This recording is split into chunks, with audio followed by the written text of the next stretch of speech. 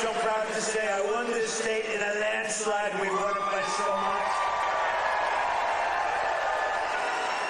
And remember, I had the couple of little statements, too big to rig, make it too big to rig, because these people cheat like hell. They cheat like hell, but we won it by a lot, and maybe we should run again. Should we run one more time? I'd like to do that. But I got more votes than any candidate in the history of Pennsylvania. Can you believe that vote? You would got more. And today I'm especially honored to be here in the place that builds some of the toughest vehicles on the road, Mack Trucks. Mack Trucks is doing a great job. The chairman, we have the whole group of here, all the leaders, the big guys. They're trying to get a contract for 15,000 trucks. 15,000. I said, that's a lot. I said, how many are you looking for? 10, 15? No, 15,000. So that's a lot of trucks. For more than 100 years, this legendary company has been making trucks right here in eastern Pennsylvania, building the heavy-duty machinery that keeps our economy rolling, our factories moving, and our industries rolling all across the nation.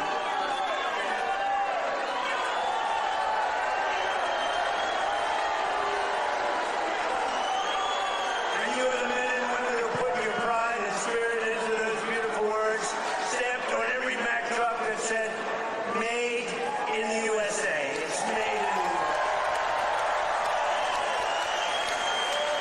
And I want to especially thank the president of Mack Trucks, who I just met, who's a great guy, a great patriot, very Republican too, which I like. He's a very strong Republican. Stephen, where are you, Stephen? Stephen. We got to get a certain very talented congressman reelected. You know that. We got to get him. Where are you? Where are you, Mr. Congressman? We got to get you back in. Thank you, and thank you, Stephen. But a very special thanks to every single worker in this fantastic factory. The job you're doing here is incredible. And I know you're applying for a big one, and we'll see how that goes. We'll have to call up some people and see if it's good. If your price is right, Stephen, I don't know, maybe we'll get it down a little bit. We'll get it down. 15,000 trucks, that's a lot of trucks. But that's what this is all about. It's greatness. You built this country, and you are the ones who are making America great again. We're the hottest country in the world. For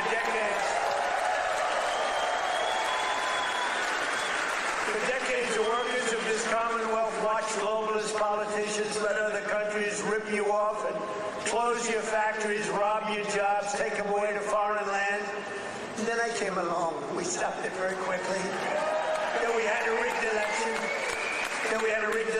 But they were so stupid they kept everything going a little bit for us.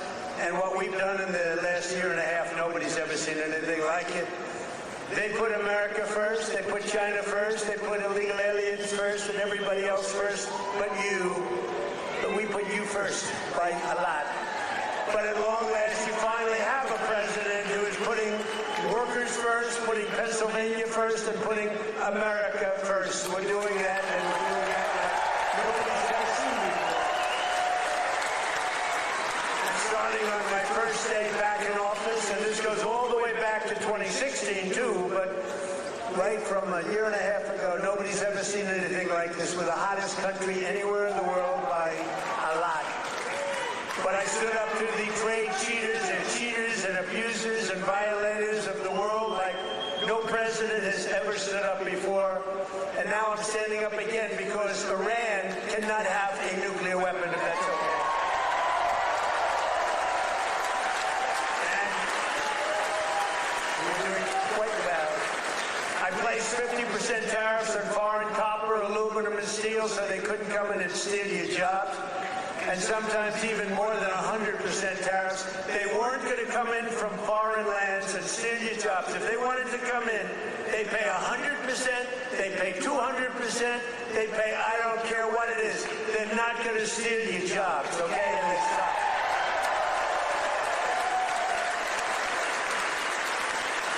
And right now we have more factories being built, and I mean car factories, AI factories, factories of every type that we've ever had of our country by 3 times.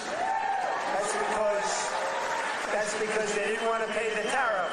How don't you pay a tariff? You build your factory here and you hire American workers. It's quite simple, actually.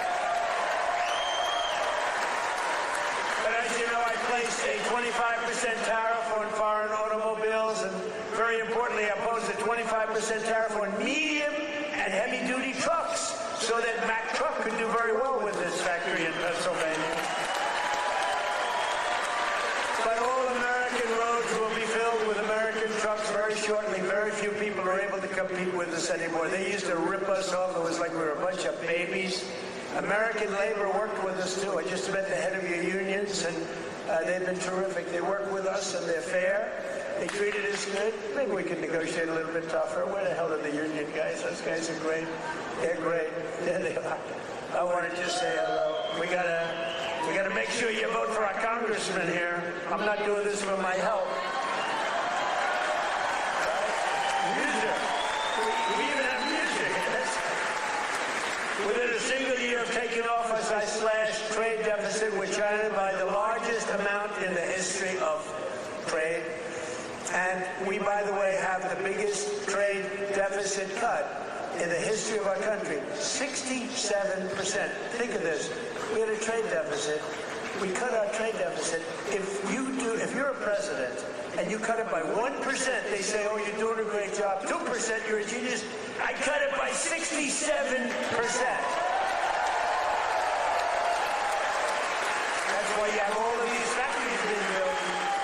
They'll soon be opening. They're already opening, but when those factories are opening, I don't know what you're going to do. You're going to negotiate very good salaries, that I can tell you, because they need you. In many ways, they need you more than you need them.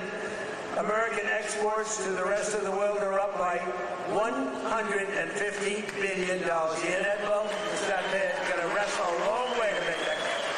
Bo is going to have to win a lot of tournaments to make that money. Think of it, $150 billion up. We never had that. We always have losses.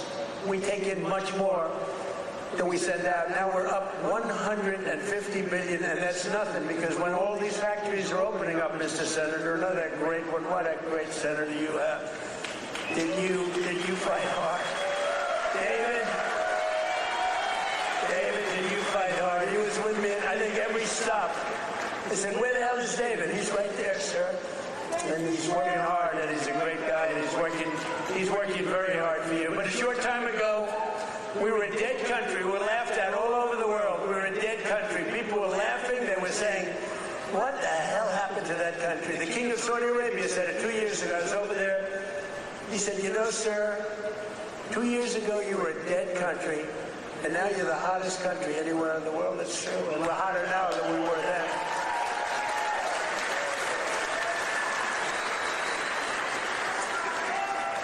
He then proceeded to announce that he's investing $2 trillion in our country, along with Qatar, along with UAE. Bahrain is investing, Kuwait's investing, but countries from all over the world, they're all investing in the United States. 2 years ago, they wouldn't even think of it. They thought we were finished. When I went to China 2 weeks ago, I met with President Xi, and we greeted each other, and he looked at me and said, man, do you move fast. Because they thought they had us, but now it's really the opposite. We are doing numbers that nobody's ever seen before. So we have a great lead. But as you know, we just achieved a historic peace agreement with Iran to end the conflict in the Strait of Hormuz. And by the way, yesterday, 19 million barrels of oil flowed out of the Strait of Hormuz. A very beautiful.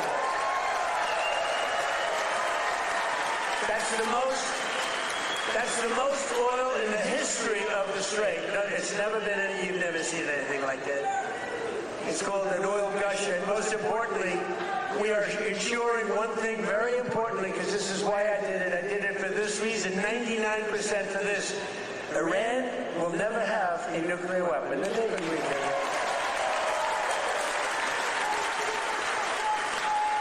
But remember, this wasn't easy. We had 47 years worth of presidents and other people, other countries too. We're not the only one that never did anything. They were the bully of the Middle East. And now we're leaving Iran with no Navy, no Air Force, no anti-aircraft, no missile capability, no nuclear program. We're leaving them without any nuclear capacity, and they've agreed to that. And we're getting along quite well, although if you read the fake news, you never know. Think of it. The fake news, they have no army, they have no navy, they have no air force, they have no anti-aircraft. We can fly over Tehran just at will. Nobody going to do anything to us. And then I read the fake news that they're doing quite well. They're not doing quite well. These people right there, look at all of them. Whoa! Whoa! Whoa! That's a lot of press. That's almost as much press as Bo had at the White House last week when he knocked out his opponent in the first round. And he got more. Bo had more press. But the Iran economy has been crushed, and their defense industrial base has been damaged so severely that it'll take them many years to rebuild, many, many years. And now we're trying to work out a deal that's fair. And we also want to work out a deal. You know, the stock market hit a new high today again. And oil, for the first time in months, hit, think of it, $70 a barrel. So we got a 70. That equates to a very low price that oil is going to come charging down. And with oil comes everything else. Because I inherited from these Democrats. You know, they're Democrats. I changed the E for a U. It's very simple, Democrats. I don't know why I didn't think of that 9 years ago. I just thought of it about a month ago. They're Democrats because their policies are so dumb. Men and women's sports. You know, Bo was with one of the great champions, Tony. Tony, could you have taken most women in the heavyweight championship? He was the heavyweight champion of the world. You think you would have had trouble with a woman of approximately your size? It'd be hard to find a woman of your size, but if we did, I think you would have been okay. What do you think, Bo? Could you have handled it? I think so. What about you, Bo? Could you handle a woman of approximately, or what, 182 or something? Think there's a 182-pounder that could give you a little tussle? I don't think so. I don't think so. He's such a nice guy. He said, no, not really. I don't think so. When she looked at those ears of Bo, when she looked at those ears, she'll say, I'll take a pass. She'll say, I'm not going to fight that guy. The average price of gasoline nationwide is down 60 cents a gallon just from a short while ago. And remember this. We had to make this detour. We had to go to Iran. You can't let them blow up the Middle East and then us, if that's possible. We would have gotten them before, but they would have blown up Israel. They would have blown up the entire Middle East. You can't let that. You want to see a bad economy? That's a bad economy. So remember that our oil in the middle of this conflict was less than it was for Sleepy Joe Biden. And we're putting out a fire. Biden, Clinton, Bush, all of them. Barack Hussein Obama. Have you heard of him? Have you heard of Barack Hussein Obama? None of them did anything. Obama gave them $1.7 billion in green cash. Remember, on a 747, they flew over piles of cash. $1.7 billion. Gave them hundreds of billions of dollars and thought they could bribe them into peace. No, the only thing they understand is what these guys in the front row understand is the hammer. Because if you look at what we did to their nuclear capacity with those beautiful B-2 bombers, that was truly a hammer. In fact, we named it a hammer. Operation Hammer. But our economy is ready to soar to levels the world has not seen before. I believe that, David. I think it's going to levels that nobody's ever seen before. All these factories are being built, and they're going to be occupied. They're hiring people now. It's going to be something very beautiful. I don't know who's going to follow me, but remember that I was the one that did it, okay? Somebody's going to walk into office, and they're going to have the most successful country in history, and they're going to be bragging what a great job they did. And we did it. In 4 long years of the crooked Joe Biden administration, they got less than $1 trillion of new investments. So think of it, Crooked Joe. What do you like better, Sleepy Joe or Crooked Joe? Ready? Sleepy Joe. Crooked Joe. I'm surprised. I like Sleepy Joe better, but they're both good. I use them both. But in less than 1 year, So they did much less than $1 trillion of investment from outside the world. Much less than $1 trillion. We just have the final. We had 11 months and 18, but we just got the final. $19.1 trillion in 12 months. Can you believe it? Investment from all over the globe. And since the election, the stock market has set 73 all-time records. In other words, yeah, sit down. We got plenty of time.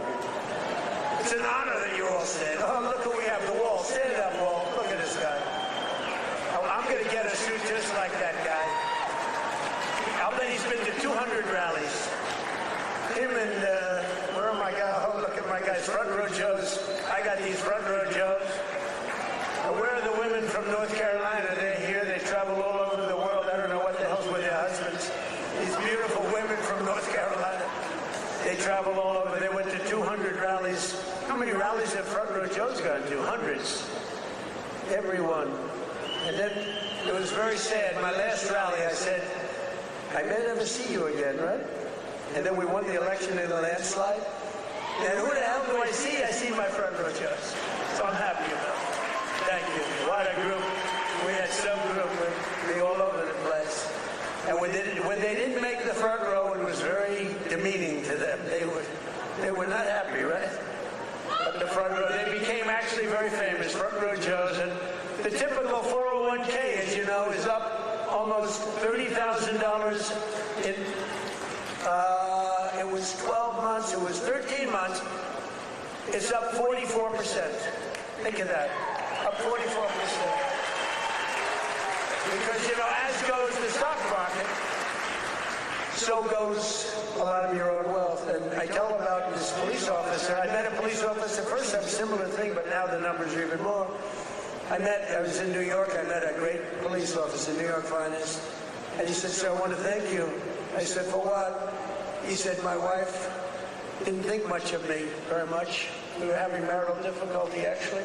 She thought I was nothing. I'm a police officer. I'm a tough guy. I looked at him. The muscles were all over the place. He didn't suffer from that. But she thought maybe that muscle wasn't so good because he was always losing money in the stock market. And he said, sir, in the last year and a half, my 401k is up 74%, sir.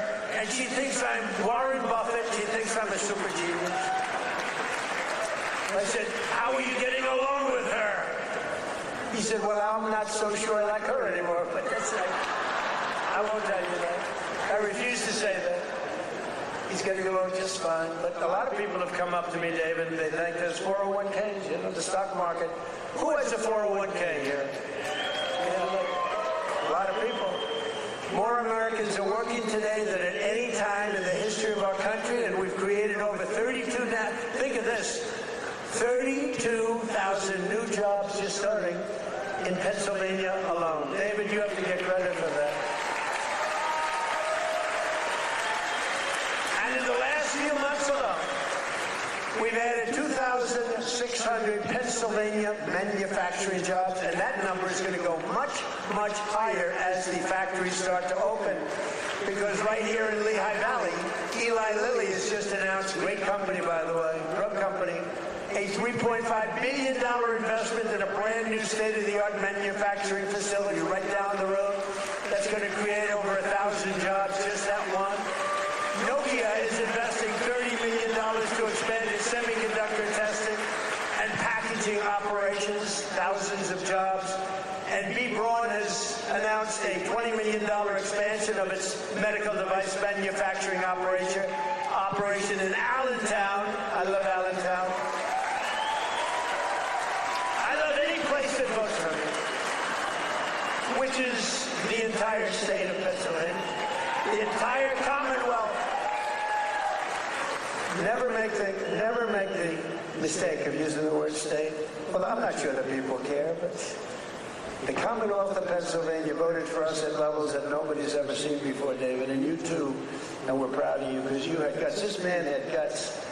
He lost one time to a tough candidate, and he did it again to a tougher candidate, and I tell him if he didn't win, his wife, who's a beautiful woman, would have left him. I'm telling you. Dina, she would have left him, so he had great courage doing it a second time. He was a very successful guy. He ran, stand up, David. He would have left. I was so worried because he's a friend of mine, and that was a tough race. You know, he was running against a guy 24 years, and his father was in for like 30 years. That's a long time, and he had to beat him knowing the pressure. That's called pressure. Knowing his wife was gone if he didn't make it. She was gone 100%. But he's married actually to a terrific woman. She probably would have stayed. I'm not 100% sure. And last year I saved a great American company, U.S. Steel, and we're keeping its headquarters in Pennsylvania where it belongs. And $17 billion has been invested by a great company in saving U.S. Steel. They were gone. I think they were closed up and they were ready to go. And now they're building factories like nobody's ever seen. They're expanding the operations and building a couple of brand new steel plants. They're up to over $17 billion, which is a lot more than they even told us, because they've fallen in love with this Commonwealth. They've fallen in love with your whole area, the people. I think they've fallen in love with the people more than anything else is what they told me, because they've done more than they said they would. And thanks to our great Republican majorities in Congress last 4th of July, I proudly signed the largest tax cuts in American history. We gave you the biggest tax cuts in American history. Not bad. Not bad. We delivered no tax on tips, no tax on overtime, and no tax on Social Security for our great Pennsylvania seniors. No tax. And our tax cuts are projected to boost take-home pay for Pennsylvanians by an average of more than $10,000 a year per household. That alone should win us the midterms. We got to win the Musa. We got to win the midterms. Musa's another great guy. Stand up, Musa. Been with me for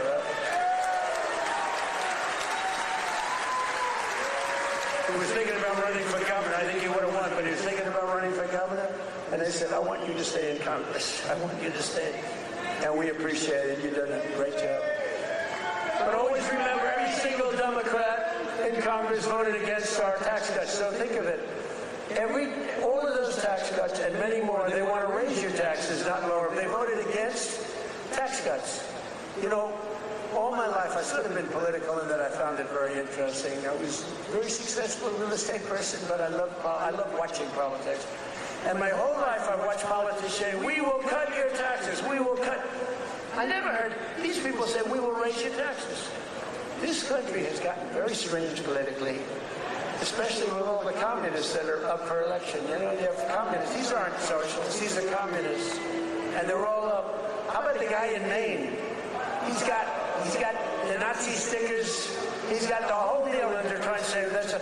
So, for 8 years, 10 years, they said Trump is a Nazi. Now they can't say that anymore because they have a guy with a tattoo on his chest. Unbelievable. But they voted against no tax on Social Security. They voted against no tax on tips. They voted against no tax on overtime, and if they got into office, you will have all of those taxes and all of that money that you're saving, including the big savings on Social Security. It's going to all be terminated. You're going to have to start paying it. They want to pay it. I don't know what's wrong with these people. They voted in favor of the estate tax or the death tax on your farms and your businesses.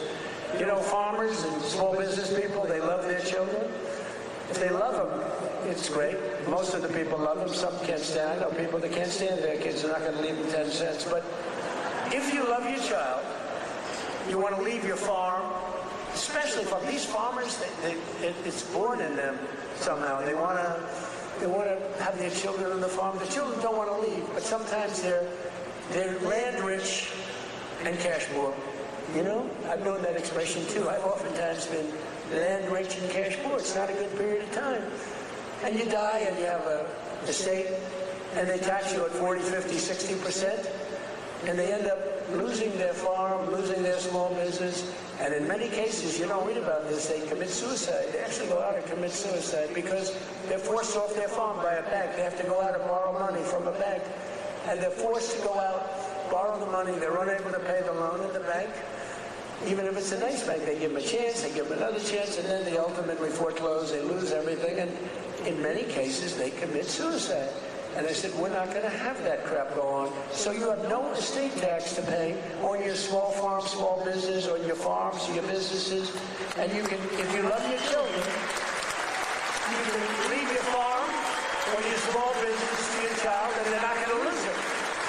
If you don't love your children, then don't listen to what I'm saying, because it doesn't matter. If you don't like them, don't leave them anything. The hell with them. They probably deserve it. But think of it, the Democrats voted against the border wall. The border wall gave us the safest border. We have the safest border now in the history of the country. They voted against voter ID. You know why they voted against voter ID? Because they want to cheat. There's only one reason, Mr. Wall, right? Correct. Where do I get that suit? One day, I don't know if it's very presidential, I'm going to walk up in a suit with the design of the wall on it. I don't know. What do you think? I already have I have a very elegant wife, and she says, darling, please, don't dance. It's not presidential. I said, but the people love it when I dance. And she said, please, the men and women's sports, please don't do the weightlifting thing. And don't do the swimming thing. You know, the weightlifter where he goes up. The record stood for years and years. And this young lady, she's trying out for the Olympics, and she's going to do it. And the record stood for 19 years, and they put an eighth of an ounce on one side, an eighth of an ounce on the other. They have to understand, Melania, who's now a movie star, she got the #1. Can you believe she hit big with the ball? That's not good. There can only be one star in a family, please remember that. But they put a little eighth, like a feather, on one side, a little bit, just to break the record. The parents are sitting right there where Big Bo is.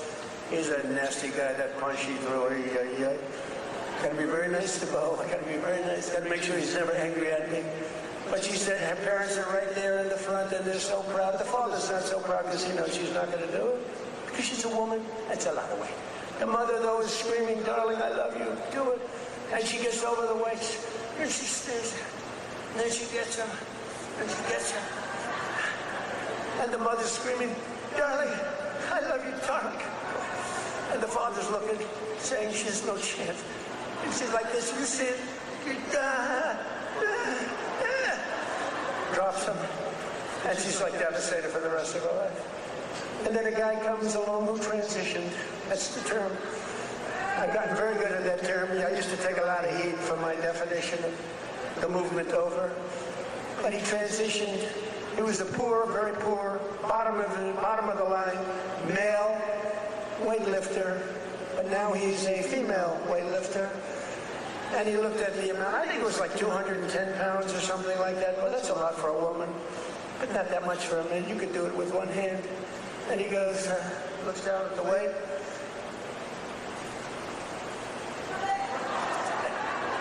I think he did a few things for emphasis. And he won the medal. And everyone said, oh, isn't that wonderful? Are we crazy? Men should not be able to participate in women's.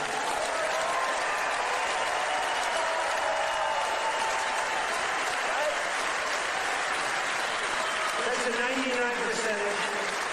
You ever hear the fake news? They say, that's an 80-20 issue. No, it's not. It's 99-1. You know, I've been doing politics now for 10 years. Not that long, considering I've won 3 elections. You know, so but we did great in the second one. It was a big deal.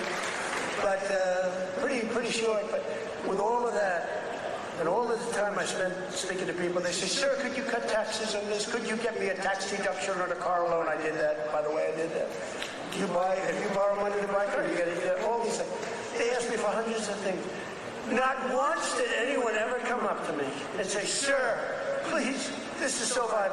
You have to be able to have men play in women's sports. Please, sir, could you pull that off? I've never had anyone ask me for that.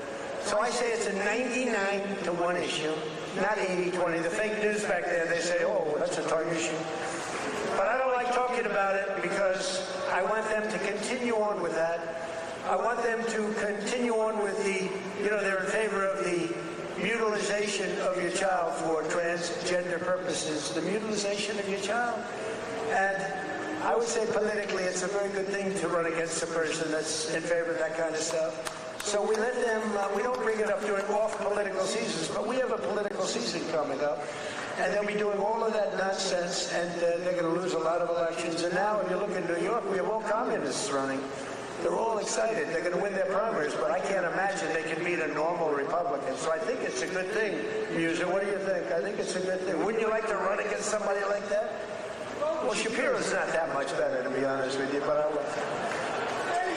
They're all being forced. They're all being forced. A guy like Shapiro, he's going to be forced to the left. Otherwise, he's not going to get the nomination. But they voted against proof of citizenship. Think of it.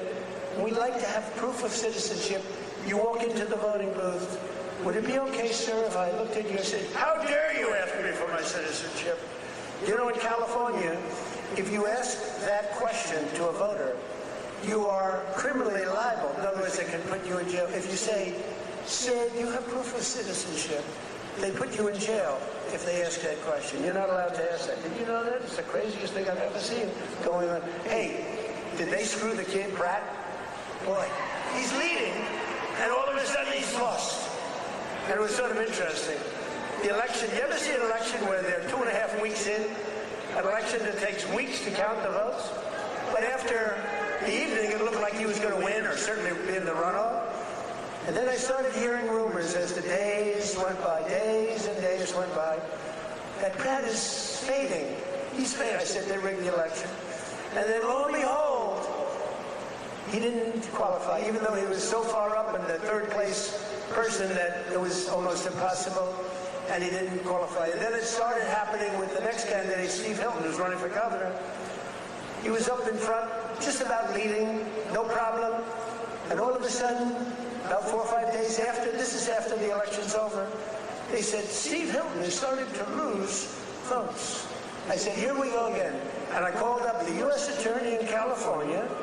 They said, we're going to have a number in the next week. Next week. I called up the very powerful, very good U.S. Attorney in California, and I said, do me a favor. Take a look. They're trying to steal that election, too. I guess they called up. They said, this is the U.S. Attorney call. We have your great U.S. Attorney here today, by the way, and your assistant U.S. Attorney. They're doing great, David. Thank you. But,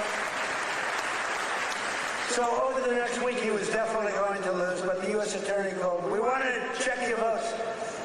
About an hour after the call, ladies and gentlemen, Mr. Hilton has won. So had I not made that call, Steve Hilton would right now be watching the election from home. So I don't know, he would have a great chance, but the election's totally rigged. California's totally rigged. All mail-in ballots, it's a disgrace. We got to pass the Save America Act up there.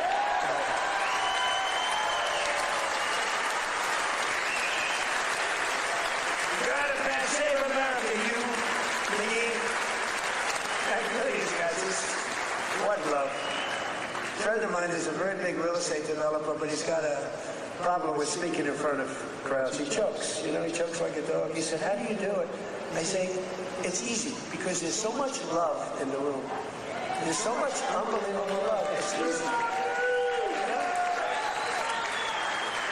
He's got this tremendous fear of speaking. He said, the guy's a major player. Most of you have heard of him. And he's a killer. He destroys people for a living. Financially, not physically. Physically, he can barely walk. He's a basket kid. But he's up here. He's very smart. And he destroys people. Very rich. But he can't get up in front of a crowd and talk. I said, what's wrong with you? He said, I don't know. I have a fear of crowds. Do you believe it? All sorts of people. A lot of people want to do what I did. A lot of people, David did it. David was very successful, but he's a great speaker. But a lot of people, they say, well, Trump became president from being a very successful businessman. He became president. I want to do it too. And that's when they find out that they might have the flaw of speaking, or even worse, is a terrible past. The past will come out to haunt you. It's not an easy thing to do, but I love it. I say it's real easy to do when you have people that love you. I guarantee, who here voted for Trump?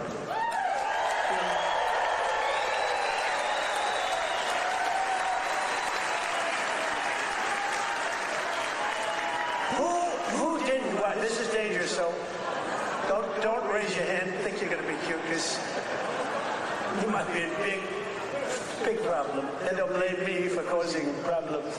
Who did not vote for Trump? Young man, he wants to be. He's a young man, he thinks he's being cute. As he gets pounded on. No, he just said, no, I did. I was the first. He said I'm the first elect. But the Democrats voted in favor of Iran having a nuclear weapon, and they voted against military spending, but I overrode that. Let me tell you, if the Democrats get in, your 15,000 trucks that Mr. Roy is looking to get are dead. They're not going to have 15,000. They're not going to have 15 trucks. They'll be back to the number I originally guessed, right? How many are you making? 15? 15,000 trucks will be down to nothing, zero. And they'll make you put electric on it, electric, so that when you're in the middle of a jungle someplace and you need a charge, where's my charging booth? As opposed to carrying a nice tank of diesel on your back, throwing it in and taking off, right? Where's my charging booth, they'll be saying. They created we created the strongest military in history, and you see that with Venezuela, one-day operation, like, right? Good army. And now we're making a lot of money with Venezuela, and Venezuela's doing great also. It's a happy country now. But it took us exactly 48 minutes to win that war. We're the greatest military in the world, 48 minutes.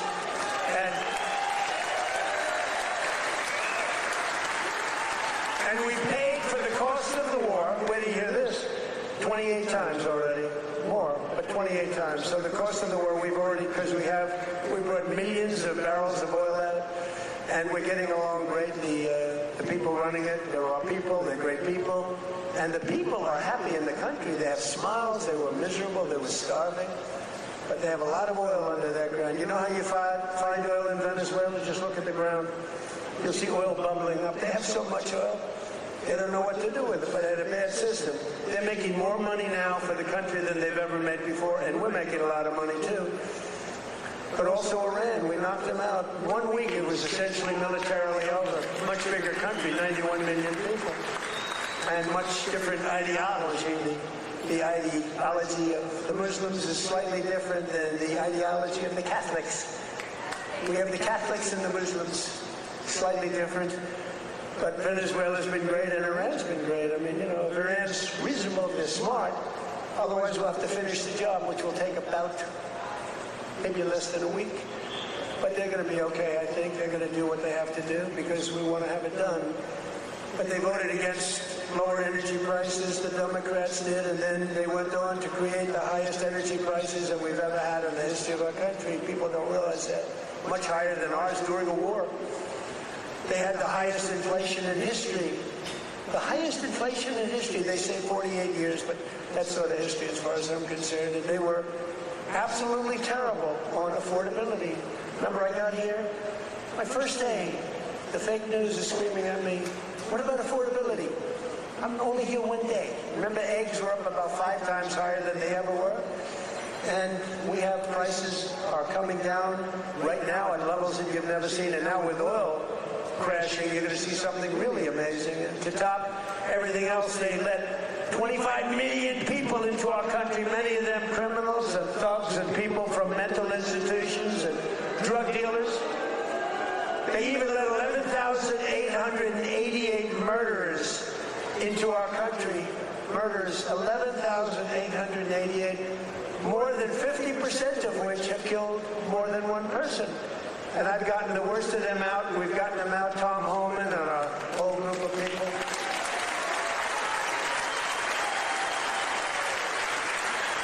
But the Democrats want open borders, and they want them all to come back in. You can imagine that. The people of this Commonwealth will never let that happen again. What they allowed to happen to our country, we can never allow to happen again. As an example, the war with Russia and Ukraine would have never, ever started under our president. We can never let elections get rigged again. But we're pleased to be joined today by one of those Pennsylvanians who's benefiting from the historic tax cut, Sergeant Sam Elias, with the Bethlehem Police Department. He's a great guy. You didn't know. Sam works the night patrol so that he can help his wife take care of their 6 beautiful children during the day. And I'm told the youngest is named Melania. Can you believe that? The name Melania. Where did you come up with that one? After our great First Lady. So Sam is taking home thousands of dollars extra because of no tax on overtime. And Sam, you want to come up and say a few words? Come on up. Come on up.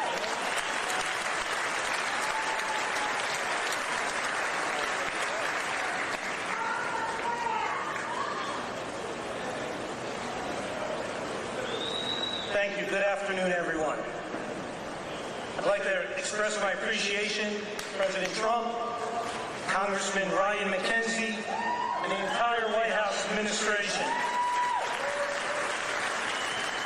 As a father of 6 children in a single-income household, I can tell you the Working Families Tax Cuts is a policy that helps my family. Hard work should pay off, not get punished with higher taxes. No tax on overtime, no tax on tips means more money in the pockets of working Americans. For my family, these savings have translated to what was once a day trip to the park is now an overnight stay at the Jersey Shore. Bigger tax returns have allowed Americans to create new family memories and save for future projects. As the President said, I also work night shift as a police sergeant in the fine city of Bethlehem.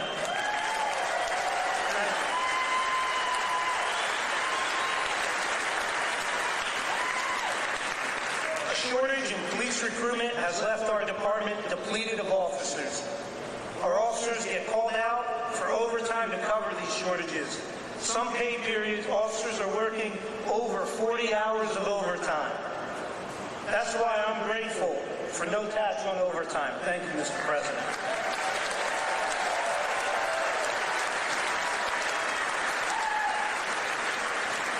I'm also thankful for the support President Trump and Congressman Macungie have shown for law enforcement. You understand that communities thrive when we invest in public safety. Congressman Macungie has stood strong with public safety and working families. And that's why he's been endorsed by the brothers and sisters of Bethlehem FOP Star Lot 20.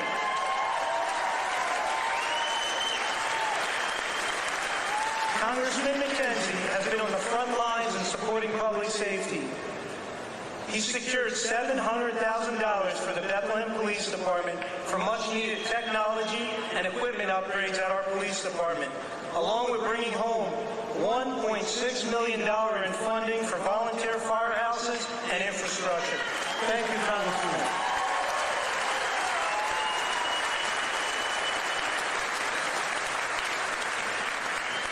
I'm a very grateful American, a son to Lebanese immigrants who came to the United States 50 years ago in pursuit of the American dream. My 80-year-old father is here with me today.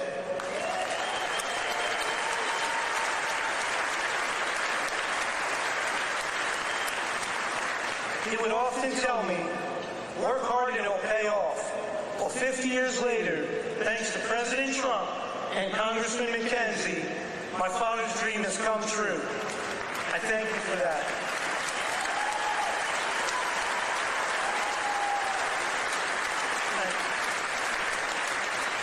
Additionally, thank you to President Trump and your entire administration. After more than 50 years, the Lebanese people finally have an American ally who advocates for a sovereign and independent Lebanon governed by the Lebanese people. Thank you for that. Mr. President, you have the support of almost 20 million Lebanese people worldwide.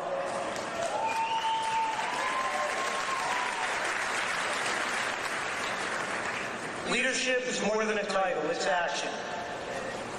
I'm grateful for the actions coming from President Trump and Congressman Ryan Macungie. Your actions have prioritized the American dream.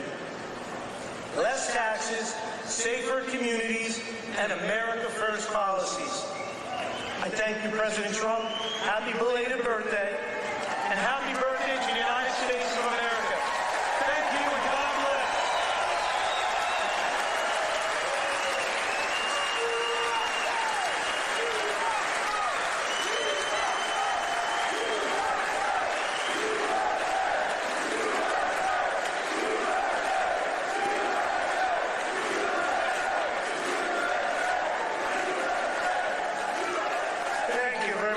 just looked at all these pages. I said, oh, we're in trouble. But you know what? That was good. That was a good job. I was a little worried when I saw the pages after page. Very good. Great job. Sam, where's your father? Hello, Bob. How are you? Got a good boy. Got a good boy. Yeah. Taking care of your people. So our administration is also delivering one historic win after another for another group that works a lot of overtime, and that's our great auto workers. We have a lot of auto workers in here today. Just as I promised, the UAW workers, and we did great with them. You know, Republicans, I don't know, for whatever reason, they don't do like I do. But in the campaign, I ended Biden's insane electric vehicle mandate, that crazy mandate, which meant that in a short while, all cars had to be all electric, and many of them would be built in China and others in foreign countries all over the world. That's what was going to happen, and I stopped that. I ended it in my first week in office. I ran on it. And you know what? If you like electric cars, I think that's great. I wouldn't say Elon was thrilled with what I did, but he understood that. But if you like electric cars, I think it's great, but you have to have the right to buy a regular, we have more gasoline than any country anywhere in the world. If you want to have gas, if you want to have a hybrid, you can have whatever the hell you want, including electric. But I terminated Biden's disastrous fuel emission standards that would have crushed Mack Trucks. Mr. Roy, your company would be crushed if I didn't do that. You wouldn't be bidding on anything, neither would anybody else. It was the most insane environmental regulations ever conceived of by man. It was totally unreasonable and ridiculous. And you can sell trucks for much less money that are now much better trucks that work, that actually work. And we made interest on auto loans, fully tax deductible, but only if you buy a car that is made in the USA. Otherwise, we're not interested. And I say to the auto manufacturing business in America, we have more auto plants being built today than we've had in 60 years, and I think maybe ever. And bigger and better. They had a big one in a certain state that I love also. I love a lot of places. And they took out this old plant, but it was big. And I said, did you redo it yet? They said, we're not redoing it. We're ripping down and building a brand new one, a beauty. You know the one I'm talking about, Dave. But we're pleased to be joined today by Pat McHugh, a Marine Corps veteran, a great guy, who spent 28 years with Mack Trucks. And he leads the cab assembly and serves as new product line launch leader. It's a big deal. And Pat's grandfather worked here, his dad worked here, and now his son is working here and doing well. And they know how important it is to keep manufacturing jobs in Pennsylvania. Pat, say a few words.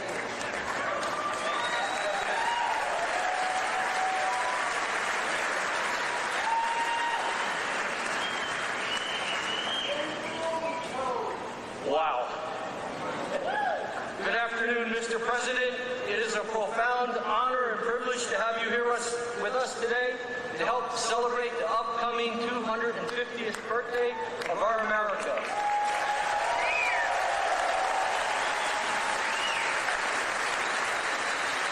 And most recently, our 125th anniversary of building Mack Trucks.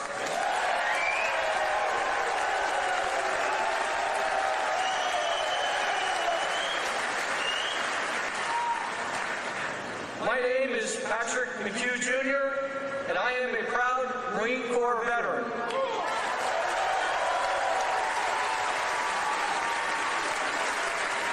In addition to that, though, I am an even prouder Mack Truck employee.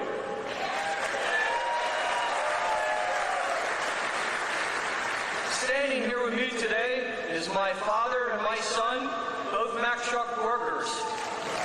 Together, they have a combined 78 years working experience building the greatest trucks on earth.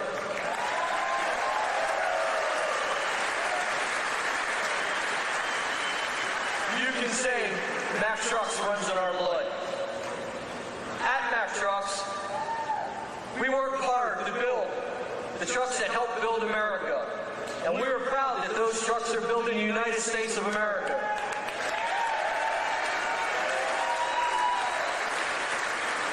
Along with our UAW colleagues, we're open for business, and we're producing the best quality trucks we ever have. On behalf of our entire team, we warmly welcome you to our plant, Mr. President, home of the finest trucks in America, built by the most skilled and dedicated workforce in the trucking industry.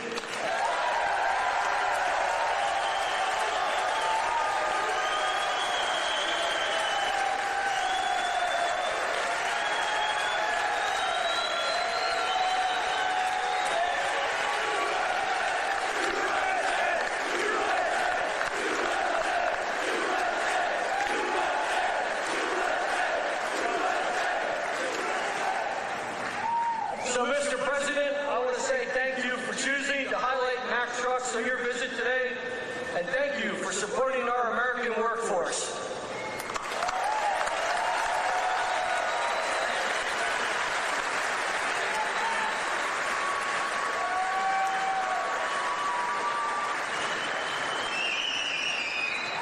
Well, thank you, Pat.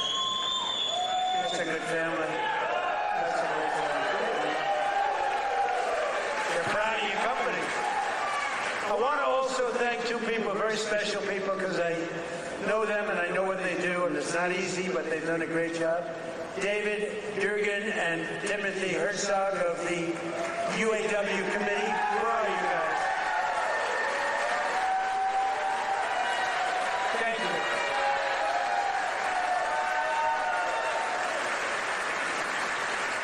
They do a good job representing you.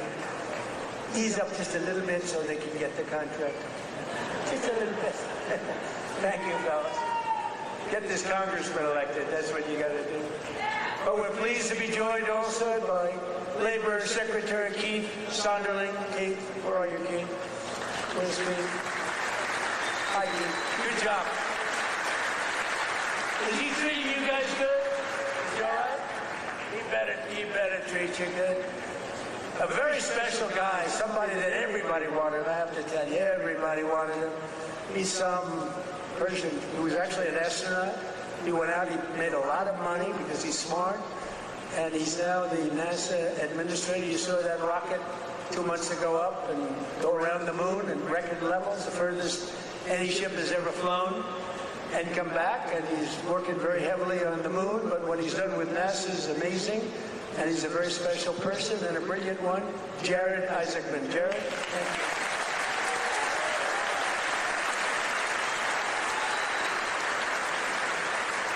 Great job. As well as, I introduced him a little bit only by the name David, because he knows me, and I know him by David. But David McCormick is your senator, and he's a brilliant person, brilliant businessman. And he loves the Commonwealth. He loves Pennsylvania, and this is where he wanted to be. And he had a rough, I told you, he had a rough fight. This was a rough beating, like 24 years, and a father for 24 years. And I don't know. I said, I don't know. You sure you know what you're doing, David? But you won, and you won easily. And I'll tell you what, you have a great senator, one of the best in the country. So I just want to thank you very much.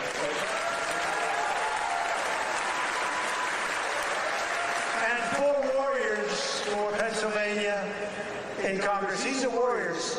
Lloyd Smucker is here. Lloyd, thank you. Thank you. John Joyce is here. John, thank you.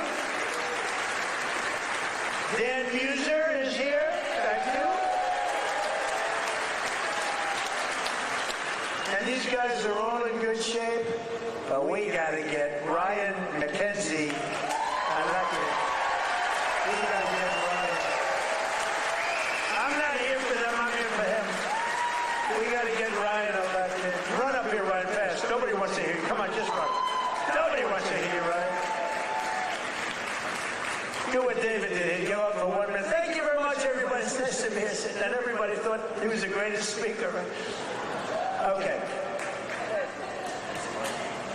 Well, Mr. President, I can't thank you enough for coming here to the Lehigh Valley, highlighting the great men and women of Mack Trucks, doing all the work that you do in Washington, D.C. for our veterans, our first responders, and every to continue to maintain America as the greatest country in the world. You are the president that is fighting for all Americans. Thank you for being here.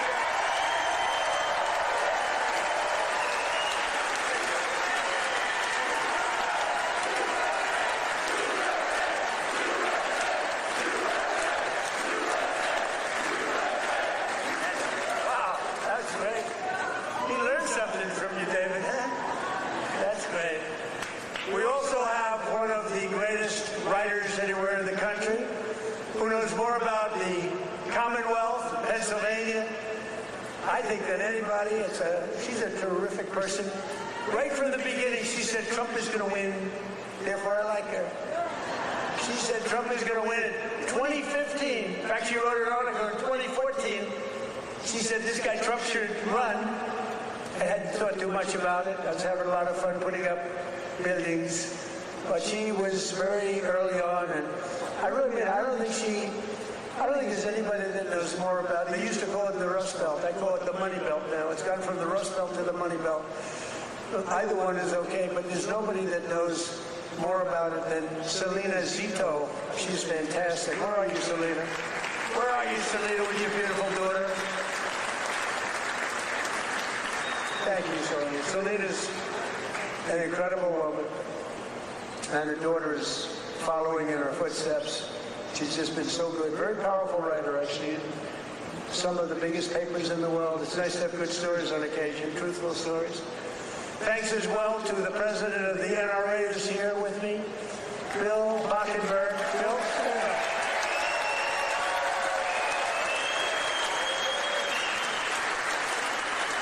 And they always give me their endorsement because I saved the Second Amendment, and you think it's easy. On occasion, it was not easy, right, Bill? But we did it. We did it with your help. And we're doing a couple of other things, working with you and your people. But I think you've done a fantastic job. The NRA, everybody, they really have been. They've been with me right from the beginning. And Bill asked me would I support the national right to carry legislation. How do you feel about national right to carry?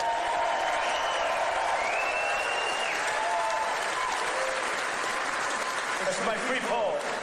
You know what that is? That's a free poll. I don't have to pay $300,000 to somebody that doesn't even do polling, you know. You give your phony numbers. See, those are real numbers. National right to carry. Yeah, we're working on it. And we have a very special guest who you just saw on the highest rated fight show ever in the history of television, the UFC Freedom 250. So this guy, well, I just have to set it up a little bit if I don't run. Because I'm thinking, you know, I'm a similar size. I weigh more than he does, actually. So therefore, I have a tremendous physical advantage over him. His muscles are slightly harder and slightly younger. He's a lot younger. But I think I can do it because I'm a great athlete. He knows I'm a very good golfer. And I'm much better off on the golf course against him than I'm with the wrestling man. But he went virtually undefeated. I mean, he went 4 years. He was the top wrestler. His friend, Tony, who's another champion. I'll introduce you to Tony. But these two guys were on the Penn State team. And Bo Nickel, but, I mean, you couldn't defeat the guy. And then he had every battle. I guess he was a 3 or 4 time All-American. But then he turned pro and he went to the UFC. Did you find them tougher? What? Yes, a little different. You know, a little different. But he's won just about everything. But he had a big fight last week with a lot of pressure, with the White House in the background. And he's a guy that I like. I met him a while ago. I looked at the years. I said, man, this guy's a fighter. You can tell a lot by the years. And he told me, no, he doesn't mind the years. He likes them. It's almost a symbol. For great fighters, it's a symbol. That's why I'm worried about you, Tony. You have pretty normal years. But I got to know Bo a little bit, and I got to root for him. And I almost felt like his father up there. His father's great, but I felt like his father, so I was nervous for the fight. And he was fighting somebody that Dana White, the great Dana White, is a phenomenal guy. He said, Bo's got a tough one tonight. I said, why? Why do you do that to him? Because if you lose at this night, it was the biggest audience they've ever had, by far. The whole world watched it. The people at the White House, we had 5,000 seats around the cage we built, and we had 100 100,000, more than 100,000 people in the park right next door. We had the largest television audience they've ever had, by far. They said, why do you have to give him such a tough opponent? He was pretty tough. But then it happened. So Bo is known as a great wrestler because he was the best wrestler by far in college. Nobody could beat him. And I figured Bo would be wrestling. But no, he wasn't wrestling. He was punching. I said, Bo, grab his legs and start wrestling. That's what you do. But he didn't do that. He didn't listen to me. And he got a shot off that was brutal. And in the first round, right, knocked him out. He was really knocked out. Great fighter. The guy was a great fighter. Is a great fighter. So I just want to thank, he's from Penn State. He loves Penn State. He is the NCAA wrestling champion. And just fantastic. And his friend, and you probably know, is also, I think you were roommates, right? That's a tough room. I wouldn't want to fight these two guys. Let's go pick on those two guys. I don't think so. But he was the heavyweight, and he lost a lot of weight. He weighed 35, 40 pounds. I asked him, how much did you wrestle? About 40 pounds heavier. In other words, you want to live, right? You decide to listen. But he was also the champion, NCAA champion, and his name is Anthony Cassar. So come up here, fellas, because I want to just ask the audience a question. Come here, bud. So here's my question. If I work out for the next couple of months, really work hard, lifting those weights and really work, could I beat Bo or Anthony in wrestling? You're very disloyal. You're very disloyal.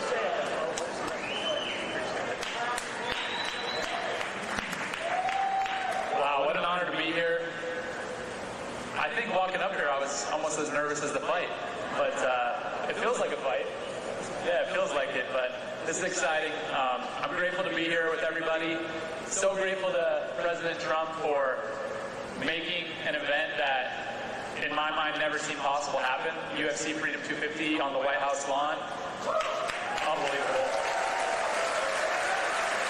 I don't think there are too many presidents that have the courage to do something like that, and, just so unbelievable. For me, both my parents were high school teachers. My dad was a wrestling coach. My grandpa was a wrestling coach, and I grew up around sports and just competing from 5 years old, and so to be able to do something like that is a dream come true, and it's just through hard work, effort, discipline, and a lot of time in the wrestling room, a lot of time in the cage that I was able to do that, and that's really because America is the land of opportunity, and if you set your mind to something and you feel passionate about what you do, you can accomplish anything, and thank you.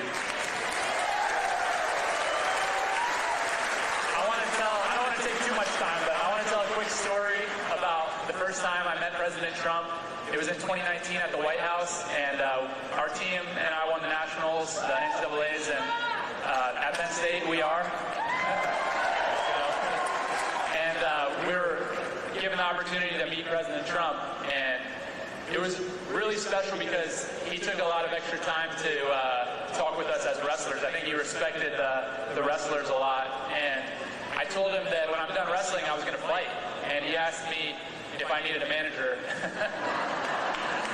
And I thought that he has better things to do than that, but really since then, I feel like we've had a special connection that I'm extremely grateful for, and fast forward 7 years, I'm fighting on the White House lawn, and I turn and look at my corner, and President Trump is right next to him.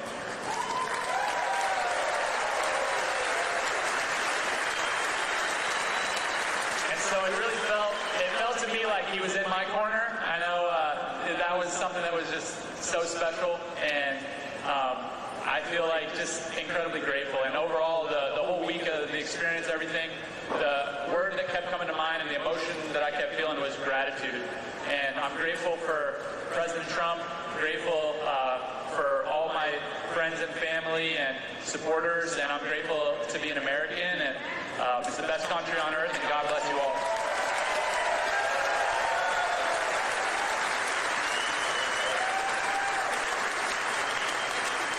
How's everybody doing? This is an awesome crowd. I'll keep this really short. It's just an honor to be here. Bo and I have been roommates since our freshman year at Penn State, and never could imagine this, but it's an honor to support Mr. President, this great nation and the American workers that build the foundation of the United States of America. So as a small business owner, real estate investor, I just want to thank President Trump for the big, beautiful bill, all he's done for small business owners. And most importantly, I pray that God will continue to bless him and guide him to lead this great nation. And God bless all of us. Thank you.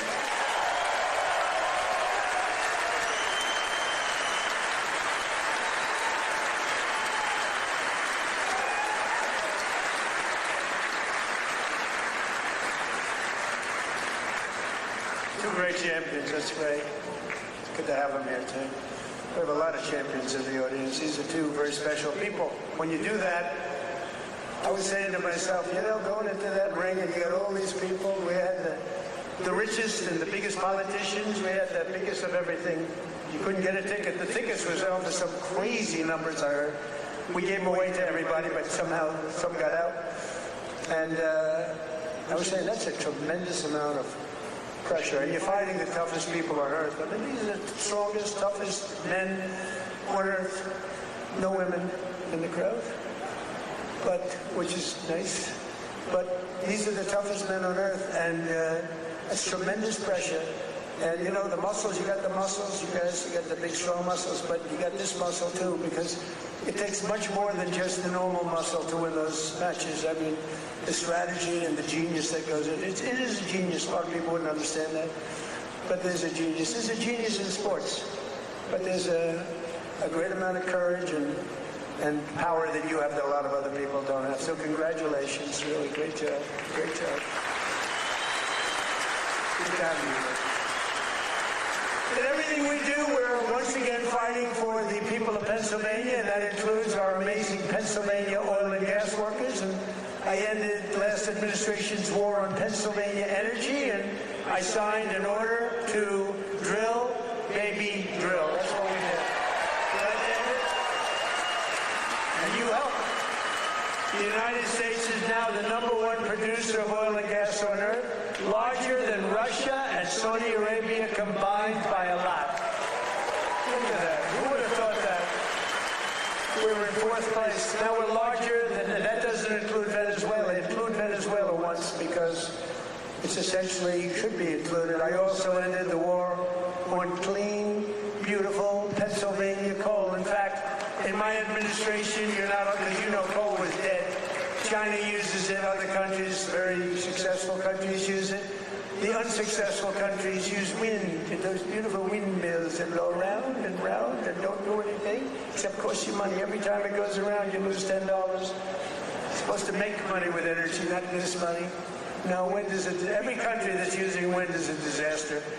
Every country that's using our beautiful substances from underground are doing very nicely, thank you. But in my administration, you're not allowed to say the word coal without preceding that word with the words clean, beautiful. So you say clean, beautiful coal.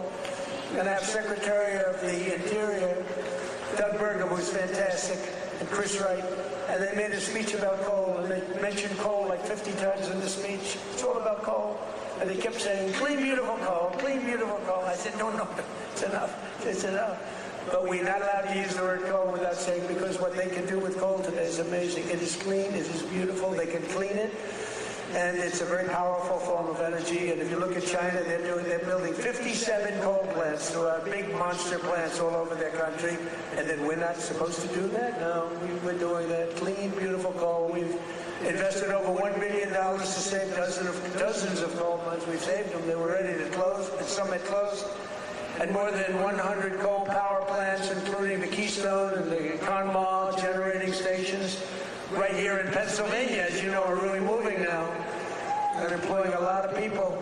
They were all getting ready to close up. They were essentially closed. We're working hard to lower the cost for all consumers, and we want powerful energy. Under my administration, the most favored nation agreements on drug prices that we just did are delivering the largest prescription drug price cuts in history, with numbers like 400, 500, and even a 600% reduction from where it was. Think of that. That alone should win us the midterm. And the fake news back there refuses to talk about it. because they know how good it is, because they can't produce it. They've been trying to do it for years, favored nation. We paid the highest drug price in the world by far. As an example, for the fat drug, which Bo and Tony don't need to take, but a lot of people are taking. Who takes the fat drug? So in New York, think of it, it was costing a fortune. Many, many times, it was costing $1,300, and in London, it was $87. And a friend of mine who's extremely fat, sloppy, but very brilliant. He's a brilliant businessman, but he's a slob, there's no question about it. Very neurotic person, which you need sometimes to be successful. But he called me up, he used to call me Donnie. Donnie! Now he calls me Mr. President. That's a sign of great respect. But he said, President, I just came over here and I bought, I won't say it was Epic or whatever the hell it was, but I bought the fat truck. I said, I didn't know you used it because it's not working. And I used him as, he's begging me not to use his name, so I won't, but he's a very successful guy. He's actually a pretty well-known guy, brilliant business guy, worth a lot of money. And he checked, he just, he said, well, how come in London I just sent out and I'm paying $87 and in New York I'm paying $1,300? I said, because that's the way the prices are rigged. And it's rigged, the whole world is rigged against us. And I said, but you know what? You brought it out better than anybody could bring it out because I've been looking at it. They all said it was impossible to do. And I went to the drug companies. I said, well, it's not going to be any more. You're going to raise their price a little bit. You're going to lower ours a lot because the world is bigger than us. So it really worked that way. And they said, well, we'll do it. And they were very unhappy, but they knew I wouldn't get it from the countries because you had to get it from the countries. Then I went to France. I said to a very nice man named Emmanuel Macron, I said, Emmanuel, you got to raise your prices on drugs. Of course I would not do that. Why would I do that? Because it's unfair. We're paying 10 times more than you. And you're going to have to raise them a little bit. We're going to drop ours a lot. He said, no, I will not do that. I said, yes, you will. He said, I will not do that. I said, yes, you will. We're putting a 100% tariff on all wines and champagnes coming into the United States. He said, yes, I will do that. Okay. And I had the same conversation with Germany, with every country, with UK, every single one of them within 5 minutes agreed to do it. Nobody could believe it. And they agreed to raise their price, and we have gotten the biggest price reductions in the history of drugs, medical. Nobody's ever seen anything like it. So instead of paying $1,300, you'll be paying about $175. Nobody's ever done that before. And this is on many, many trucks. A pill that sells for $10 in London and selling for $150 in Texas, any place, it's all the same in the United States. They basically discriminated. So now instead of $10, it goes to $20 because, again, the world is a big place. And we would bring ours down to 20, from like 150 down to 20. This is the kind of price reductions you're getting. Go to Trump.com, by the way. And I didn't name it. That was Bobby Kennedy that did it with Dr. Oz. Everyone thinks I named it. I did not name it, but that site is through. And these are the biggest price reductions in the history of our country for anything having to do with drugs, prescription medicine. So that alone should win the midterms. And there's a real chance that they would end it because they're totally controlled by these foreign countries, the Democrats. So starting next week, weight loss drugs will be available for just $50. Think of that. For seniors who previously had to pay $1,200, $1,300, $1,400, couldn't pay it. Think of that. Now, they don't want to write, look, they turn the cameras off when they talk about it because they don't want good stuff for us, because they don't want us to win elections. And why, I don't know. Why they want to have people pouring into our country, why they want to have high taxes, why they want to have all of these problems that took place over the last 4 years in the last administration, one of the worst administrations in history. But the other ones wouldn't be much better because they have all of these crazy policies. They've gone communist. But just over 1 year ago, we inherited the worst border in history, but I quickly turned it into the most secure border in the history of our country by far. Almost nobody's ever going to get in. And in the past 13 months, and this is a chart kept by generally Democrat people. In the past 13 months, 0 illegal aliens have been admitted into the United States.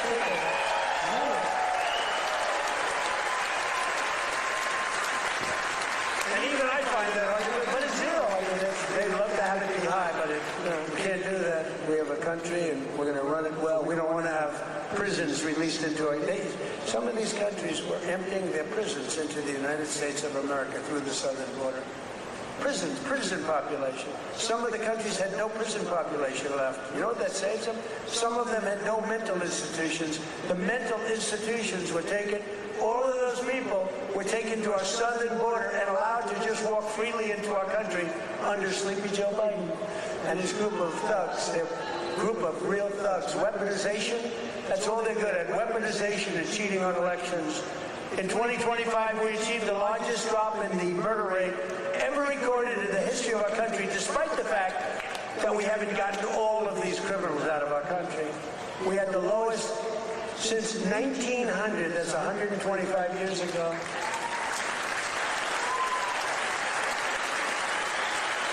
And we cut the flow of fentanyl across our border by 56%. That's a big number. And we cut the flow of illegal drugs coming in by water, coming in by ocean or sea.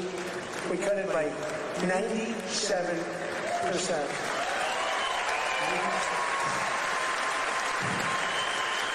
97%. It's very drastic, but people aren't traveling that way too much anymore. We have the most powerful. I built the military my first term. We used it in my second term, more than I thought, but we have no choice. We have no choice. But think of it, we cut fentanyl. For years they've been interdicting. They've been grabbing boats, bringing them in, putting them in port. They go out by the same night, they're back, sending drugs by the ocean, by the Gulf, by the sea. And now it's down 97%. And we're looking for the 3%, because I think those 3% are more brave than Ro Nickel was any day. The 3% of the people that are willing to get into a boat to deliver drugs now, they are the bravest people perhaps anywhere in the world. But it won't happen long. But what we've done is amazing. Our military, we have the greatest military in the world. We have the greatest law enforcement.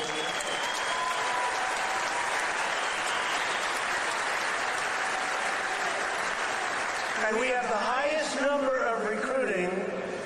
So a year and a half ago, it was headlines. Nobody wanted to join the military, the Army, Navy, Marine. Nobody wanted to join any of them. Air Force, Space Force, I love Space Force, Coast Guard. Nobody wanted to join any of the military. They had tremendous recruitment problems. And even it carried over to the police. We have great police here.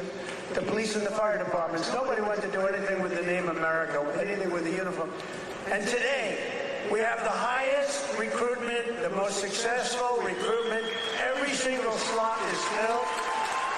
And that includes, they want to be policemen, and they want to be firemen and women. So we went from the least successful in our history, David, to the most successful in the history in terms of recruitment. It was very embarrassing. A year and a half ago, 2 years ago, and it all happened from November 5th. That's when we won the election. From November 5th on, everybody wants to be a soldier. Everybody wants to be in the Army, the Navy, the Marines. They want to fly the jets in the Air Force. The Coast Guard is hot. Everything's hot. And of course, Air Force. You know, I started Air Force. That was a part of the Air Force. The Space Force was part of the Air Force. I said, no, it's got to be separate. It's got to do its own thing. And it's become. So we were in third place 4 or 5 years ago, and I put it in. We were losing to China and to Russia. And now we're totally ahead of both of them, like at numbers that they can't believe. Space Force could end up being one of your most. To stop the massive theft of taxpayer dollars, including millions of illegals, we've launched the war on fraud led by our great Vice President, J.D. Vance. Great job. Smart guy. We ended Medicaid for illegal immigrants, and we redirected $50 billion to make the largest investment in rural health in the history of our country, hospitals and everything else in the rural areas. And with the help of our Republican majorities in Congress, we will defend our jobs, our factories, our safety, and we will defend our borders like never before. We will crush violent crime, impose harsh new penalties on dangerous repeat offenders that shouldn't be in our country, crack down on Marxist prosecutors and judges, and we will immediately end the most dangerous thing that's ever been put into our country from the standpoint of law enforcement. Is called no cash bail. You kill someone, you go to the judge, they let you out, then you kill somebody in the afternoon. It's crazy. That was the beginning of crime. We will pass the great health care plan to stop all payments to big insurance companies and give the money directly to the people so they can buy their own health care, which will be much better care at a much lower cost. And we will pass the Save America Act to protect our sacred American elections.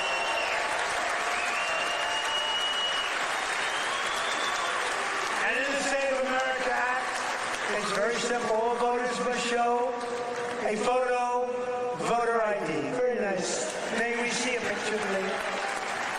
All voters must provide proof of citizenship.